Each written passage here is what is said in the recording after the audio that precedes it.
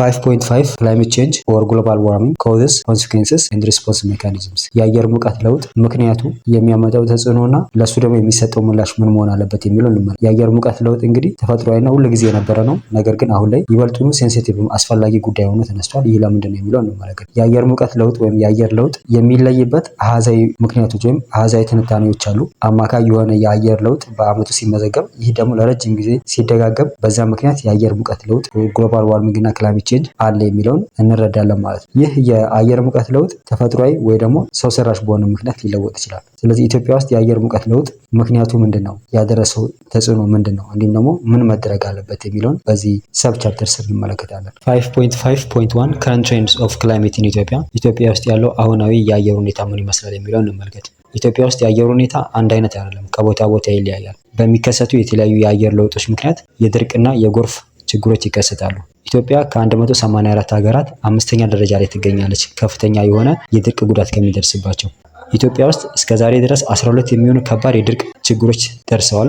ይህም የተከሰተው ከ1900 እስከ 2010 ነው። ከነዚህ 12ቱ ደግሞ 7ቶቹ ከ1980 እና ከዛ በኋላ የተከሰተ ነው። የነዚህ የድርቅ ክስተቶች በአብዛኛው ድርቅን ብቻ ሳይሆን ረሃብን ይዘው የመጡ ናቸው። ከ2015 እስከ 2016 የነበረው ድርቅ በከፍተኛ ሁኔታ በኤልኒኖ የተስፋፋ ወይም ደግሞ በዛ ምክንያት ተጽዕኖ ያደረበት ነው። በዚህ ምክንያት ምርት መሰብሰብ ላይ እንዲሁም ደግሞ ከፍተኛ የሆነ የከብቶች ሞትን ያስተናገደ ነው። ትሬንድስ ኢን ቴምፕሬቸር ቫሪያቢሊቲ የአየር ሙቀት መለዋወጦች ምን ይመስላሉ የሚለው እንመለከት። ባለፉት 10 ዓመታት ውስጥ ኢትዮጵያ ውስጥ የአየር ሙቀት ለውጦች ተከስተዋል። ዓመታዊ የአየር ሙቀት መለዋወጥ ከ0.2 ዲግሪ ሴንቲግሬድ እስከ 0.28 ዲግሪ ሴንቲግሬድ ከፍ እያለ የመጣበት ሁኔታ አለ። ባለፉት 40-50 ዓመታት ውስጥ ዓመታዊ አማካይ 1.3 ዲግሪ ሴንቲግሬድ ከ1960 እስከ 2006 የተመዘገበ የአየር ሙቀት መጨመር አለ ኢትዮጵያ ውስጥ። ይህ የአየር ሙቀት መለዋወጥ ከቦታና ከጊዜ የተለያየ ነው። ከፍተኛ የሆነ ሙቀት የሚከሰትባቸው ደረቃማ አካባቢዎች ናቸው በብዛት። እነዚህም በሰሜን ምስራቅና ደቡብ ምስራቅ የኢትዮጵያ አካባቢዎች ላይ ነው። ይህ የአየር ሙቀት መጨመር በተለይ ከጁላይ እስከ ሴፕቴምበር የሚከሰት ነው። በዚህ አካባቢ ውስጥ ደረቅ ወይም በጣም ሞቃታማ የቀን ጊዜ እንዲሁም ደግሞ ደረቅ የሆነ ወይም ደግሞ ሞቃታማ የሆነ የሌሊት ጊዜን ያሳልፋል ወይም ኤክስፒሪየንስ ያደርጋል ማለት ነው። በዚህ ምክንያት ኢትዮጵያ ውስጥ የአየር ሙቀት ከ0.37 ዲግሪ ሴንቲግሬድ እስከ 0.4 ዲግሪ ሴንቲግሬድ በየዓመቱ እየጨመረ መጥቷል። ትሬንድስ ኢን ሬንፎል ቫሪያቢሊቲ የዝናብ መለዋወጦች ወይም የዝናብ ግኝት መለዋወጥ ኢትዮጵያ ውስጥ ምን ይመስላል የሚለውን እንመለከታለን። ዝናብ ኢትዮጵያ ውስጥ አንድ አይነት አይደለም፣ ከቦታ ቦታ ይለያያል። ነገር ግን በአማካኝ ላለፉት 50 ዓመታት የዝናብ መጠን ኢትዮጵያ ውስጥ የተቀያየረ አይደለም። ይህ ግን አንዳንድ አካባቢዎች መጨመር አንዳንዱ ጋር መቀነስን አይመለከትም። ስለዚህ ኢትዮጵያ ውስጥ ከቦታ አንጻር ከጊዜ አንጻር የተለያየ ነው ማለት ነው የዝናብ ግኝት። አንዳንድ አካባቢዎች እየቀነሰ ወይም ያነሰ የዝናብ መጠን ያገኛሉ። ለምሳሌ አንዳንድ የደቡብ ምስራቅ እንዲሁም ደግሞ የደቡብ ምዕራብ አካባቢዎች በስፕሪንግ እና ሰመር የሚያገኙት የዝናብ መጠን ከ15 እስከ 20 በመቶ ከ1975 እስከ 2010 ድረስ እየቀነሰ መጥቷል። የዝናብ መጠን መቀነስ በምርት ላይ ጉዳት ያመጣል። በተለይ ደግሞ በቂ የሆነ ዝናብ ከሚያገኙት አካባቢዎች አንጻር ሲታይ ማለት ነው። የአየር ሙቀት መለዋወጥ፣ የዝናብ መጠን መለዋወጥ በንብረትና በሰው ሕይወት ላይ የተለያዩ ጉዳቶችን ያስከትላል። ከፍተኛ የሆነ ዝናብ ካለ ለምሳሌ ሰው ይገድላል፣ የሰው ንብረት ያወድማል። ከፍተኛ የሆነ ሙቀት ካለ ደግሞ ድርቅና በረሃማነትን በተለይ ደግሞ በቆላ አካባቢዎች ላይ ያስከትላል።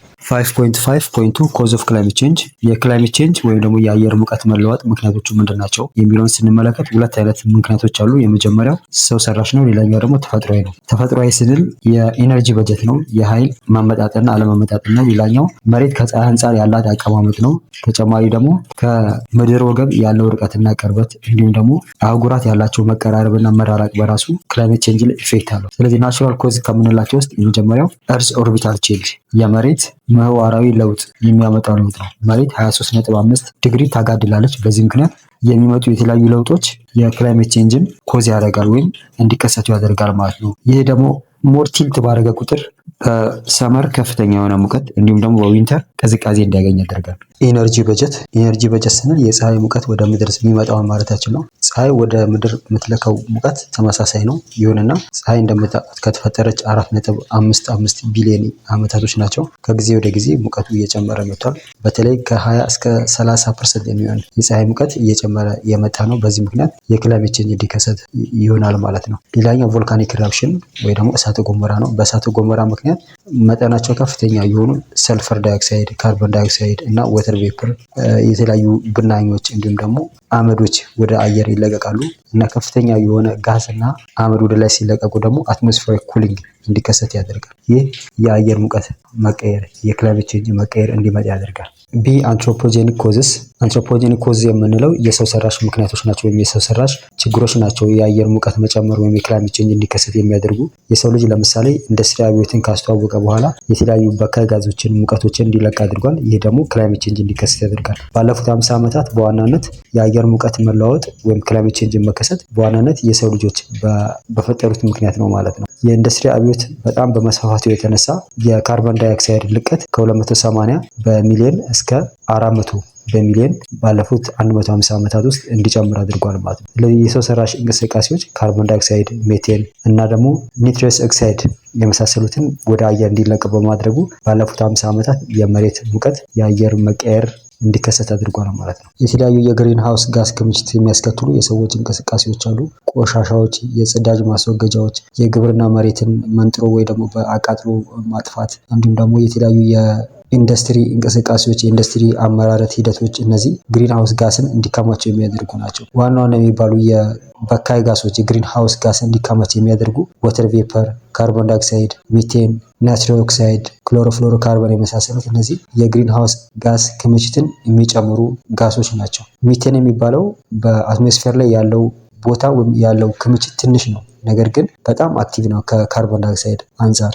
5.5.3 ኮንሲኩዌንስ ኦፍ ክላይሜት ቼንጅ የክላይሜት ቼንጅ ውጤቶች ምንድናቸው የሚለውን እንመለከታለን። ክላይሜት ቼንጅ የተለያዩ ችግሮችን ይዞ ይመጣል። ከነዚህ መካከል የሰው ህይወት መጥፋት፣ ንብረት መውደምን እንዲሁም ደግሞ ብዝሃ ህይወት መጥፋትን ያመጣል። የክላይሜት ቼንጅ ትልቁ ችግር በዋናነት ከፍ ብሎ የሚታየው በታዳጊ ሀገሮች ነው። ምክንያቱም የክላይሜት ቼንጅን ለመቋቋም የአቅም የእውቀት ችግር ስላለባቸው ማለት ነው። የክላይሜት ቼንጅ ኮንሲኩዌንስ ወይም ደግሞ ያሉት ውጤቶች የሚያመጡት ችግሮች ምንድን ናቸው ስንል የመጀመሪያው ኢምፓክት ኦን ሂውማን ሄልዝ ሰዎች ላይ በጤና የተለያዩ ችግሮችን ያመጣል። ሰዎች ይገድላል፣ ህመም ያስከትላል፣ የኢንፌክሽን በሽታ፣ ተላላፊ በሽታዎች እንዲሁም ደግሞ እንደ ማሌሪያ የወባ በሽታ የመሳሰሉትን ያስከትላል ማለት ነው። በተለይ የጎርፍ በሚከሰት ጊዜ ሰዎች ከአካባቢያቸው በሚፈናቀሉበት ተፈናቅለው ደግሞ ተሰብስበው በሚኖሩበት ጊዜ እነዚህ አይነት ችግሮች ይከሰታሉ። ኢምፓክት ኦን ዋተር ሪሶርስስ በውሃ ሀብት ላይ ያለው ተጽዕኖ ምንድን ነው የሚለውን ስንመለከት ክላይሜት ቼንጅ በረዶና የበረዶ ግግሮች እንዲቀልጡ ያደርጋል። በዚህ ምክንያት የባህር ወለል ከፍ እንዲል ያደርጋል። ክላይሜት ቼንጅ ድርቅ ያመጣል፣ ጎርፍ ያመጣል፣ እንዲሁም ደግሞ የነፋስ መዛባትን ያመጣል። በአጠቃላይ ደግሞ የውሃ እጥረትን ያመጣል። ይህ ደግሞ በወንዞችና ሐይቆች ውስጥ የሚገቡ የውሃ መጠኖች እንዲቀንሱ ያደርጋል። ሌላው ኢምፓክት ኦን አግሪካልቸር በግብርና ላይ ያለው ተጽዕኖ ምንድን ነው ስንል የአየር መቀየር፣ የዝናብ መጠን መቀነስ፣ መጨመር የምግብ ምርት ላይ ከፍተኛ የሆነ ጉዳት ያመጣል። የምግብ አቅርቦት፣ የምግብ ጥራትን እንዲሁም ደግሞ የምግብ ክምችት ላይ ከፍተኛ ጉዳት ያመጣል ማለት ነው። ሌላው ኢምፓክት ኦን ኢኮሲስተም የብዝሃ ህይወት ላይ ከፍተኛ ችግር ያመጣል። የተለያዩ ዝርያዎች አሉ በምድር ላይ የሚኖሩ። እነዚህ ዝርያዎች ከጊዜ ወደ ጊዜ ራሳቸውን አዳፕት እያደረጉ ይሄዳሉ። ነገር ግን ክላይሜት ቼንጅ ከፍተኛ የሆነ ሙቀት ከመጣ ይህንን አዳፕታቢሊቲውን እንዲቀንስባቸው ያደርጋል። 5.5.4 ክላይሜት ሪስፖንስ ሜካኒዝምስ የአየር ሙቀት መጨመር ቀደም ሲል እንዳየነው በርካታ የሆኑ ችግሮች ያመጣሉ። እነዚህ ውስብስብ ችግሮች ደግሞ በሰው ልጆችና በተፈጥሮ የሚመጡ ናቸው። እነዚህን ደግሞ ለመቀነስ ወይም ለማስቀረት የተለያዩ ግብረ መልሶች ያስፈልጋሉ። የግሪን ሃውስ ጋስን ብንቀንስ እንኳን ክላይሜት ቼንጅ መኖሩ አይቀርም። ስለዚህ ይህን ክላይሜት ቼንጅ እንዴት አድርገን ነው ልናስተካክል የሚገባን፣ ምን ማድረግ አለብን የሚለውን ስናይ 3 መንገዶች አሉ።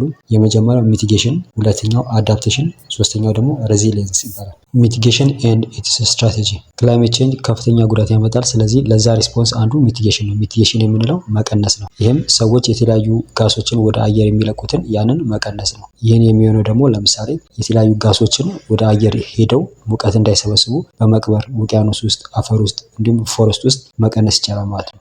የሚቲጌሽን ዋናው ዓላማ የሰዎች እንቅስቃሴ ክላይሜት ቼንጅ እንዳያመጣ መቀነስ ነው። ሚቲጌሽን እንግዲህ የክላይሜት ቼንጅ የሚረብሽ ወይም ሰውን መግደል፣ ኢንቫይሮንመንት ማቆሸሽ፣ እጽዋትን እንስሳትን ማጥፋት የሚያመጣውን ችግር የምንቀንሰው በተለያየ መንገድ ነው። አንደኛው ኢነርጂ ኤፊሽንሲ ፕራክቲስ በማድረግ ነው። ይህም ደግሞ የተለያዩ ታዳሽ ኃይሎችን በመጠቀም ወደ አየር የሚለቀቁ የነዳጅ ተረፈ ምርቶችን፣ ጭሶችን በማስወገድ ነው። ይህን ለማድረግ ደግሞ የተለያዩ ታዳሽ ኃይሎች ለምሳሌ የሶላር በፀሐይ የሚሰሩ ኃይሎችን በኤሌክትሪክ በውሃ ኤሌክትሪክ የሚሰሩ ኃይሎችን መጠቀም ነው። ከዚህም በተጨማሪ ደግሞ ትራንስፖርቶች ላይ ውጤት የሚያመጡ የተለያዩ ስራዎችን በመስራት ለምሳሌ የኤሌክትሪክ መኪናዎችን ብዙ ሰዎች መጠቀም የሚችሉበትን ባሶችን መጠቀም፣ ባይሲክል፣ ሳይክሎችን መጠቀም እነዚህ ሚቲጌት ያደርጉታል የአየር ብክለትን። አዳፕቴሽን ኤንድ ኢትስ ስትራቴጂስ ክላይሜት ቼንጅ በሚከሰትበት ጊዜ ሰዎች ያንን አካባቢ ያንን ሁኔታ በመላመድ የተለያዩ ዘዴዎችን መፍትሄዎችን ፈልገው ያልፋሉ።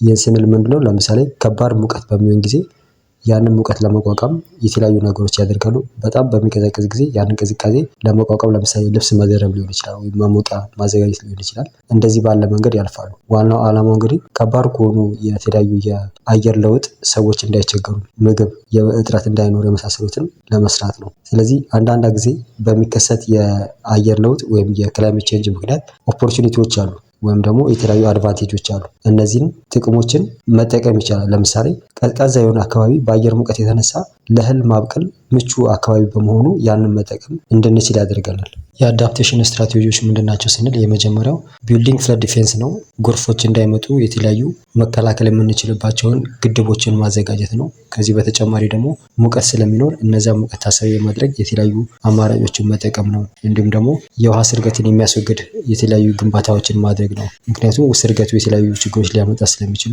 እንዲሁም ደግሞ ውሃ ማቆር ወይም ደግሞ ውሃን ለወደፊት ችግር ሊኖር ይችላል በሚል አጠራቅሞ ማስቀመጥ።